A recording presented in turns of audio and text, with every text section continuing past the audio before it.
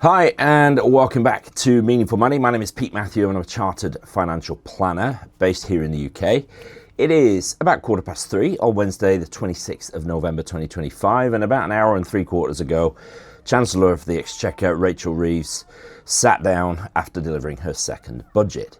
So this is kind of a quick and dirty reaction, arguably suboptimal lighting, quite a lot of noise going on the street down below me here, and I've got some sort of quick thrown together notes about the main things that came out of the budget for when it comes to personal finance particularly, right? So there's a bunch of stuff I'm not going to mention here, but these are the things which tend to impact people interested in this channel, right? So pensions, ISAs, investing, tax rates, things like that.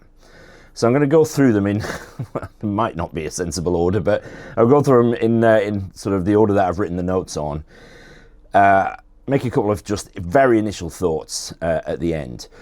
But tomorrow, my colleague Roger and I, he's my co-host on the Meaningful Money Podcast, we're going to be recording a sort of a special response episode where we'll doubtless chat about this in a bit more detail and after 24 hours of consideration. So stay tuned for that. That's on a different channel. I put a link to that channel in the description so that you can go and subscribe over there, or you can download the audio version wherever you listen to your podcasts. Okay.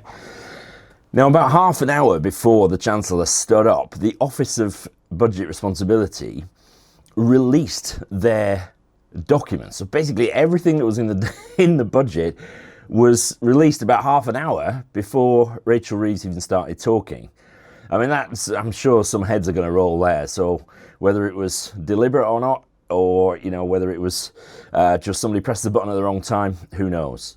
But there've been more leaks more leaks and kind of pre-announcements of this budget than arguably any other before, maybe even more than last year. Because this is so late being delivered, it feels like we've had a lot more time for that. Interestingly, the Deputy Speaker, before Rachel Reeves stood up, essentially gave a pretty public bollocking to politicians for leaking things which should be spoken to the House first. Whether that'll make any difference or not, we'll see. But it was quite interesting. It was very shouty and far too much politicking going on for me. But hey, what else is new? Perhaps it's unreasonable to expect politicians not to be political. Anyway. So let's just go through the headlines here, okay? So firstly, income tax.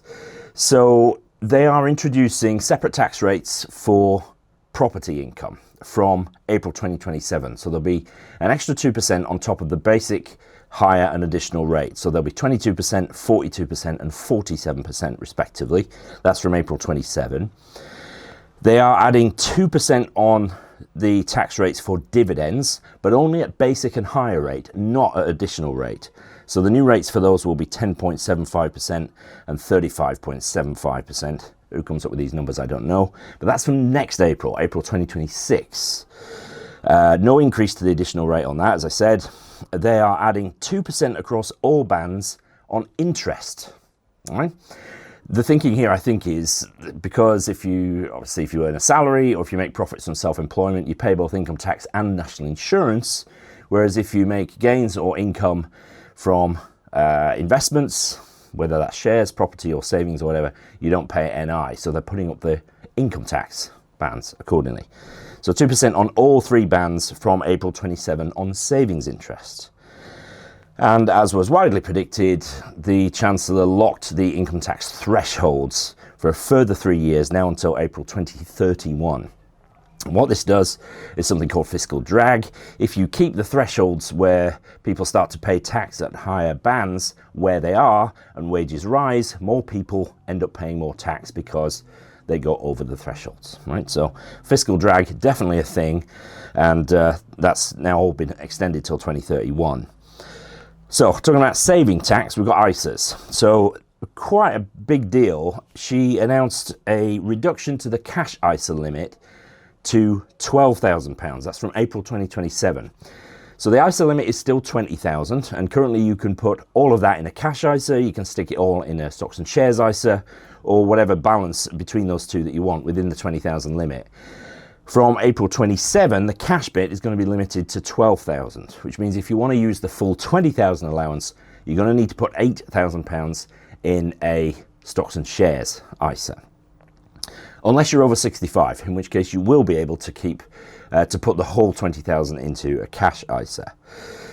It wasn't mentioned in the speech, but in the notes, they have announced a consultation into the lifetime ISA, right? The special kind of ISA specifically designed to help people pay for their first home.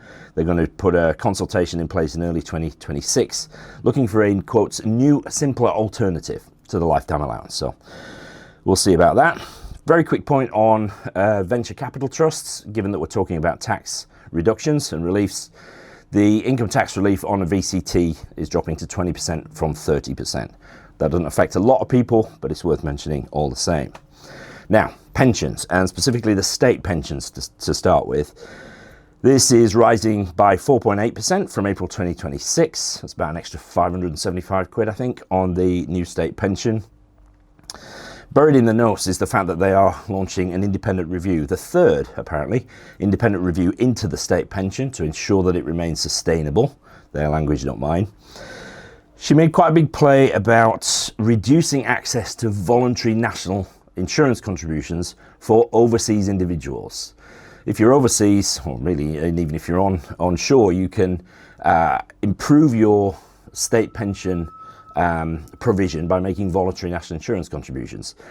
That's fine, but what she didn't really want is people who live overseas, don't contribute to the UK economy, being able to do that and get a decent state pension, UK state pension, having hardly ever lived here. So they're not going to be able to access Class 2 voluntary contributions, and in order to access them at all, you're going to need at least 10 years residency.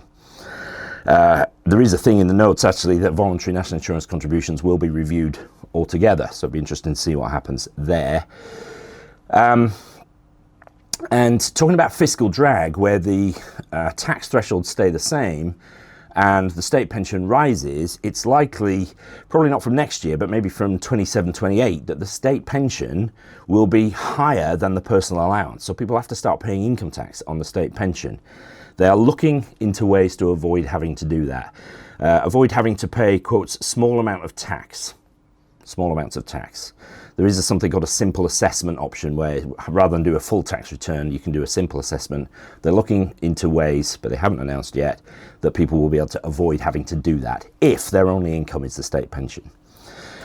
Okay, salary sacrifice on pensions, sticking with the pension theme. So currently, salary sacrifice is a system whereby you can agree with your employer that you will reduce your salary by a given amount, and instead your employer will pay that direct into your pension.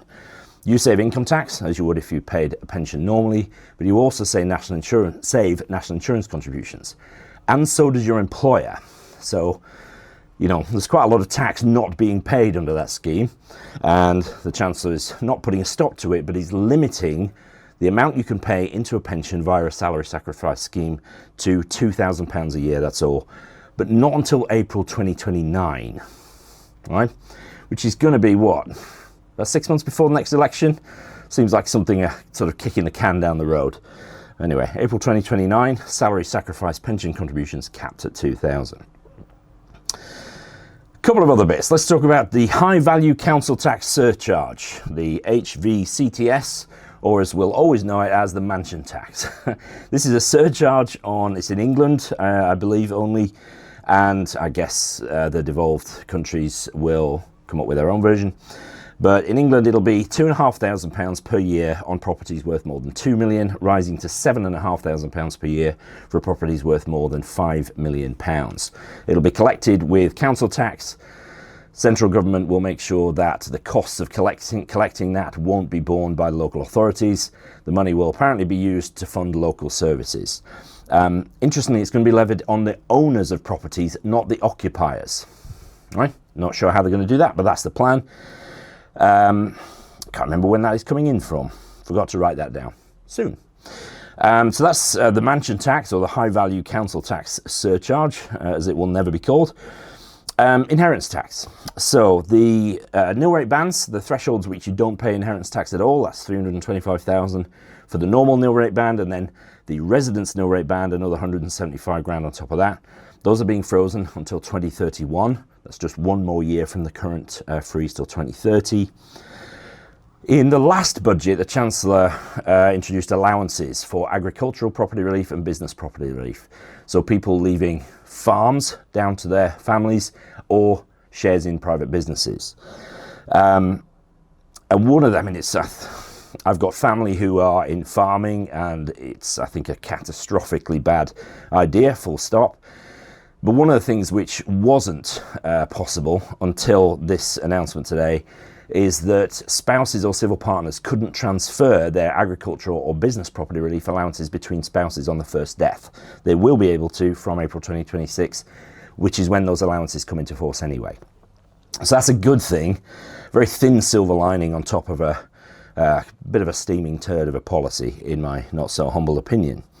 So pleasingly, it applies even if the first death happened prior to April 2026 when these allowances come in. So that's, like I say, a bit of a thin silver lining, but it's there anyway. And then just a couple of extra bits. How are we doing? A few minutes in. So a couple of extra bits. The Pension Protection Fund, which is the it's the government scheme funded by pension schemes that can pick up the slack if a defined benefit pension scheme goes under, basically. She announced that pension benefits accrued pre-1997 will be CPI linked, will be inflation linked, capped at 2.5% if the original scheme provided that benefit. Won't apply to loads of people, but it will apply to some, and it's just a useful extension of the Pension Protection Fund.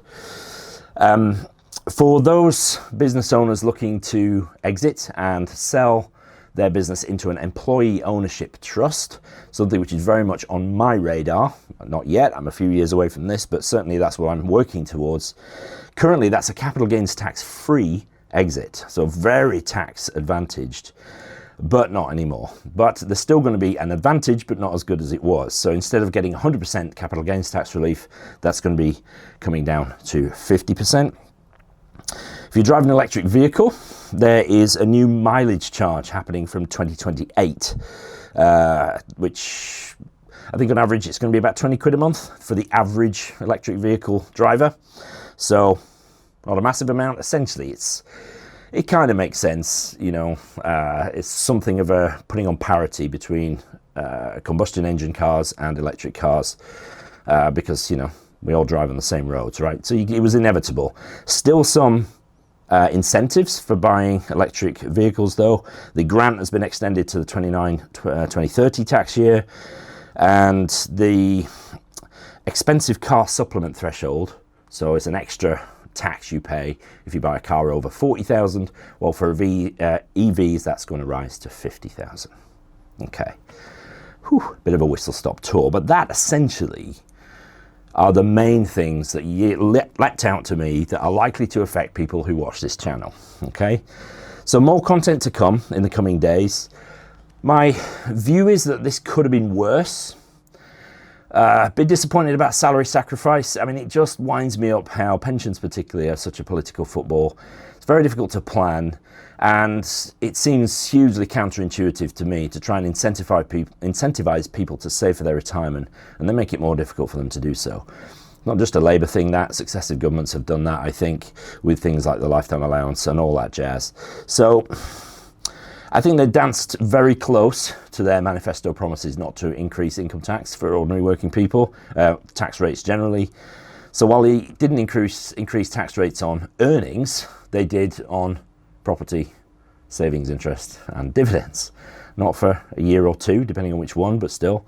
And of course, locking the thresholds where they are for another 3 years just increases fiscal drag, means more people will pay more tax over time. But they didn't increase the rates on earnings. So dancing very close to their manifesto promises, I think. I'm pleased about the transferable allowances for agricultural and business property relief, but I'd rather that those allowances weren't a thing and that farms and businesses could be passed and held in families without any tax implications. So yeah, we'll see.